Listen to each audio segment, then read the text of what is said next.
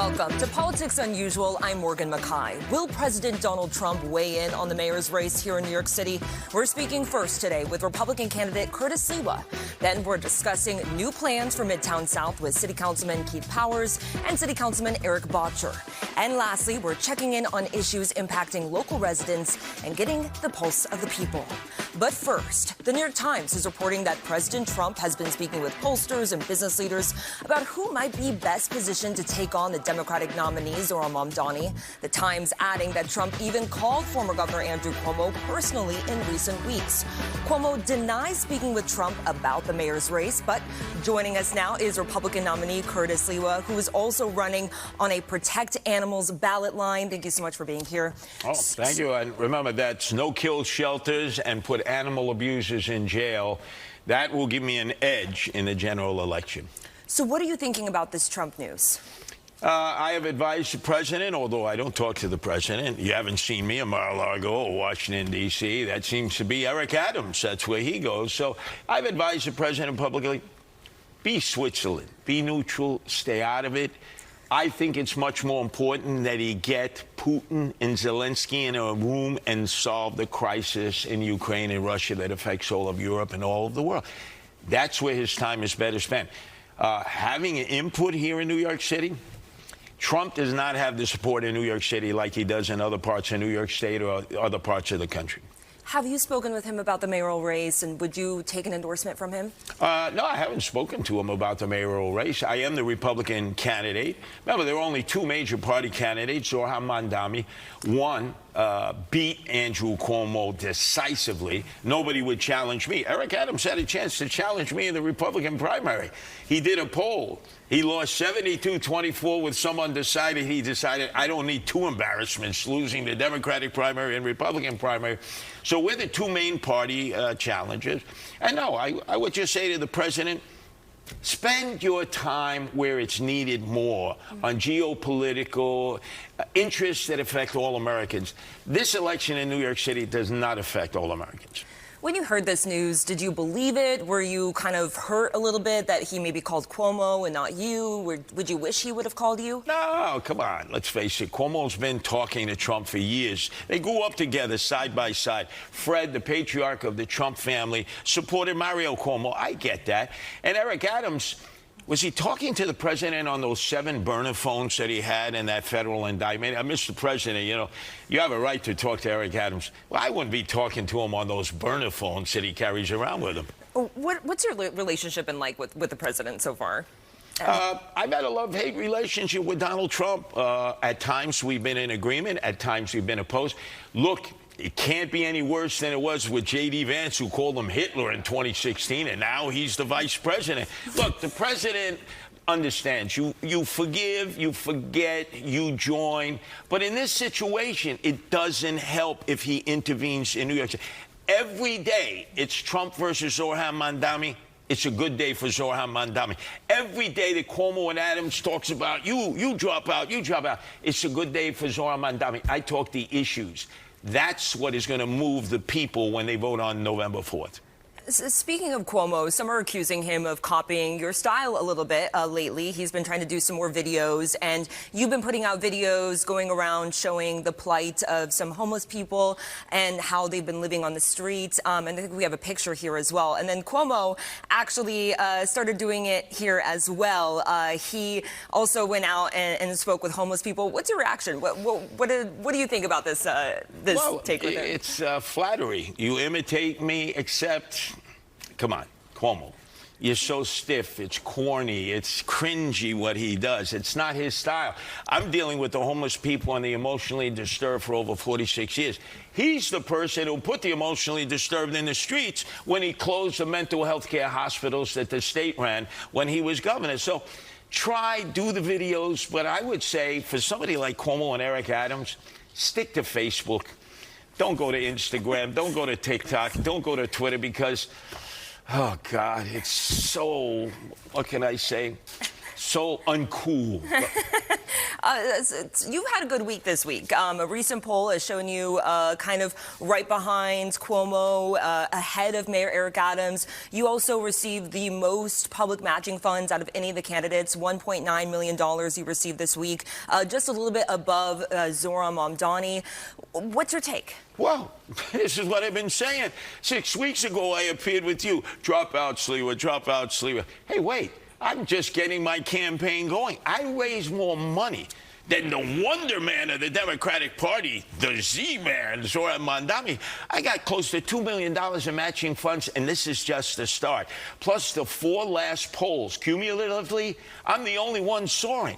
Eric Adams, he's below double digits. He's a sitting mayor who can't move.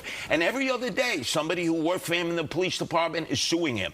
You know what? We got to pay that bill, not Eric Adams. And we're paying the bills of Andrew Cuomo, who is perving on his staff, 13 sexual harassment suits. He doesn't pay a penny. We, the taxpayers, pay. So if you want to go the old route and you want to deal with these people who ran lousy governments, both as governor and mayor, go with them. But if you want the fresh face and the guy you've trusted for 46 years, who've provided safety as leader of the Guardian Angels, you'll vote for Curtis Sliwa. Now, you also reportedly met with business leaders recently, and you took off your red beret. And that's according to, I believe, the New York Times reported that. That's what Catherine Wild with the Partnership of New York was saying. Is that true? What was that like? What was that business meeting like? Well, first off, Catherine Wild and I bonded over the animal welfare point that we have, protect animals. She has a lot of cats and a lot of dogs she's rescued. It's a real popular issue with women. And I said to Catherine Wild, I didn't even wear the red beret, took it off. Wow. Catherine, if this is going to make you take what I say more seriously, I was born into this world without a red beret. When I die, it'll be without a red beret, ashes to ashes, dust to dust. Look, I wear this red beret because it represents 6 Guardian Angels shot and killed in the line of duty, 3 dozen seriously injured. I honor them. But when I'm in the streets and I'm dealing with the homeless and emotionally disturbed, you know what they say? They see me, they see the red beret. They say, Curtis. Now, without that red beret, would people in the subways who are in stress or people on the streets or homeless and emotionally disturbed know that they could come to me or the Guardian Angels? That is a symbol of safety and protection that is iconic. 13 countries, 130 cities. People know you can depend on the young men and women who wear the red beret. They will risk their life to protect you. Lastly, I just really want to quickly get your take on a proposal you released just recently, and you want voters to decide if they should keep New York being a sanctuary city. Explain more. Oh, Eric Adams had an opportunity through what they call charter revision to put the concept of sanctuary city up for a vote. Twice he said no.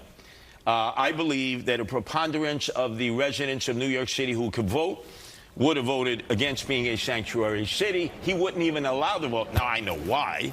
Because recently in the budget, Eric Adams and the city council gave $55 million more to migrants, only $4 million to veterans. They seem to have this love for migrants and discarded veterans and our own homeless, mostly African-American, who are emotionally disturbed and homeless, some of them who are veterans. I'm the mayor of the people. I'm there to protect those who are our citizens. Those others decide to protect migrants who we don't even know. Well, thank you so much for being here. I really appreciate it. And I would love to go into so much more detail on other things. I'm going to have you back here real soon. Thank you so much. It's great. Have me back a lot. Thank you. Coming up next, the Midtown South rezoning plan passed its first hurdle. We'll break it down with 2 architects of the plan and take a deeper dive into how this could impact the mayor's race.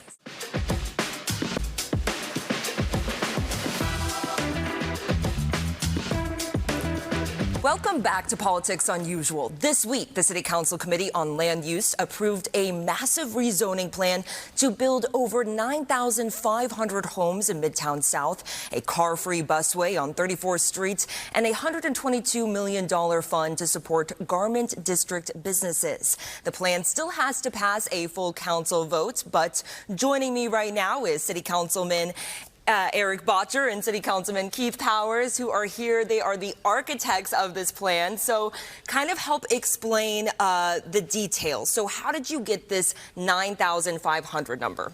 Well, we looked at this area in Midtown South, with both Councilmember Bottcher and I share in the City Council, and we saw office buildings that were being underutilized and coming to us and saying we would love to be able to convert our buildings to residential. We saw a big opportunity to make this neighborhood a mixed community, not just office and manufacturing, but also residential. And of course, we're in a housing crisis where we need a lot more housing. So we rezoned 4 parcels of Midtown South, and in that we have a projection of 10,000 homes. Wow. And of course, there could be more if more down the line decide that they want to take advantage of this opportunity. But it opens up a huge part of Midtown and Manhattan to housing, which is a really great victory. Now, was this number supposed to be like a little bit higher, but then drop slightly to kind of help protect some of the garment district businesses?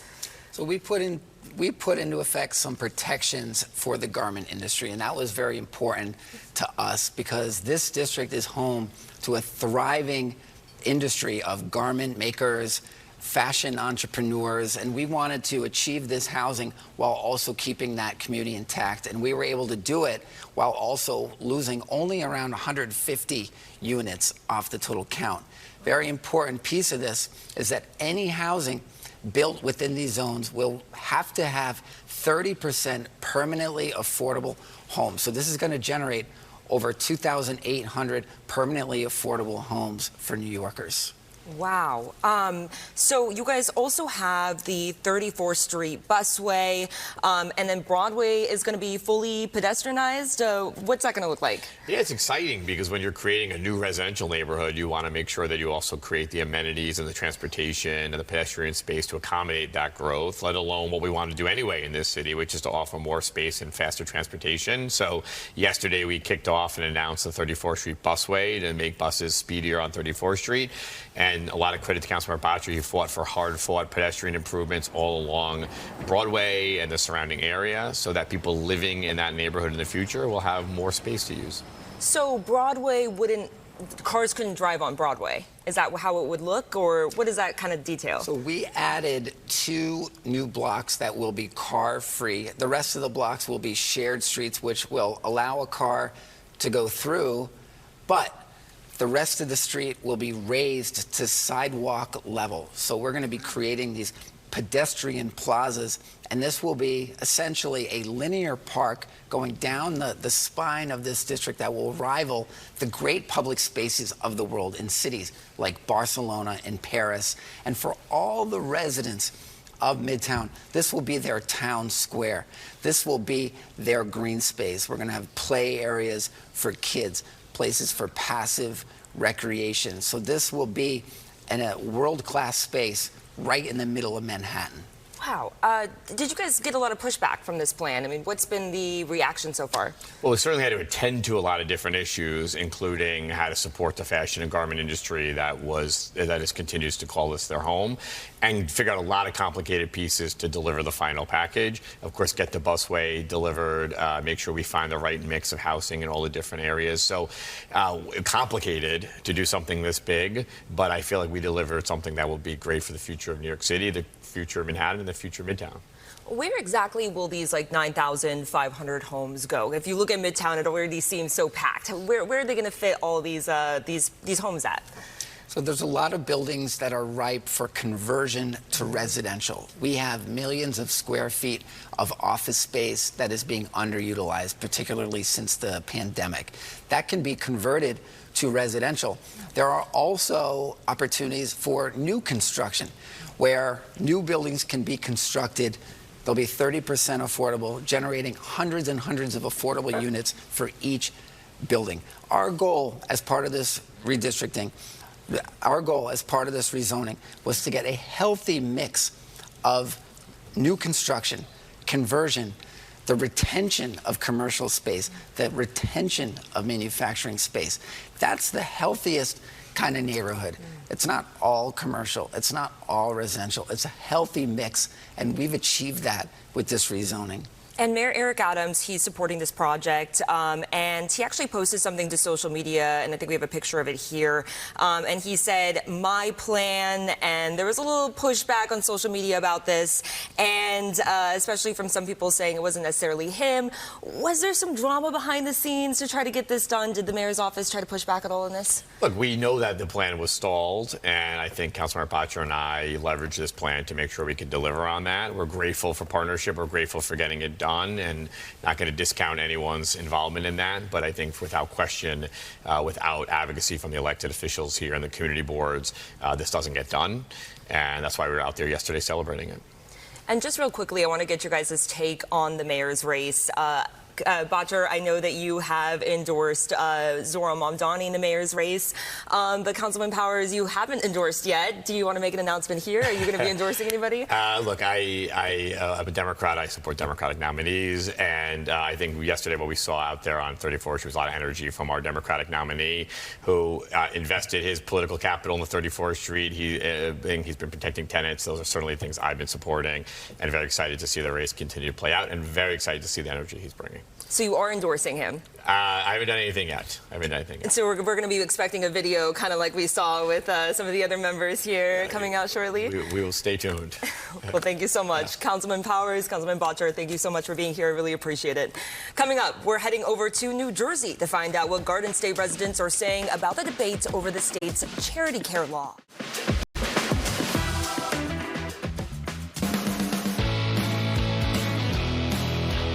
Right now in New Jersey, there is some debate over the state's charity care law, which requires hospitals in New Jersey to treat patients even when they can't pay. The New Jersey Supreme Court recently ruled the state's charity care law is not an unconstitutional seizure of hospital property, supplies, or services. It comes after more than a dozen hospitals filed a lawsuit claiming the state does not reimburse medical facilities for all or even most of the costs associated with the free care. Under the current state budget, more than 60 acute care facilities will share more than $605 million in state hospital aid. Charity care makes up just over 10% of this total, with the rest to come from Medicaid. We asked Garden State residents about charity care and if more money should be allocated to it. It's kind of hard to really think. You don't want to turn the people away, but on the other hand, I don't want to be paying for them. I have to pay for myself. They do need charity because there's many elderly people that do not have the money. They do not have the money to pay for Medicare. I think it really depends on who's coming in and what their needs are. If it's an emergency situation, I think everyone needs care. But if it's something that is elective or something that's less than an emergency, I think it needs to be done on a case-by-case basis. Now, here in New York City, subway security remains a major concern for many New Yorkers, leading some stations to construct safety barriers to protect riders. Currently, more than 50 stations have installed the stainless steel gates, costing the MTA up to $100,000 per station. They are meant to prevent passengers from being pushed or falling onto the tracks. But are they doing enough to ease people's concerns to justify the high price tag? Here's what New Yorkers had to say. Honestly, if like the statistics and all the data shows that it's helping, then by all means keep doing it. I personally feel like no, because they're not like really doing anything. There's still space between, and people are still going to do what they want to do at the end of the day. I take the train every day, and my family takes the train, so anything to keep us safe will be great. And we'll continue to check in with people across our area in the coming weeks. Next up, we're going to test your knowledge of the tri-state region, so stay with us as we take a look at some political history. And a quick programming note, tune in to Fox 5's new show, Battleground NYC, the fight for your vote, hosted by SE Cup. They are following the latest up-to-minute information on the race for New York City Mayor. It streams every night, weeknight at 7 p.m. on the Fox Local app and anytime on demand.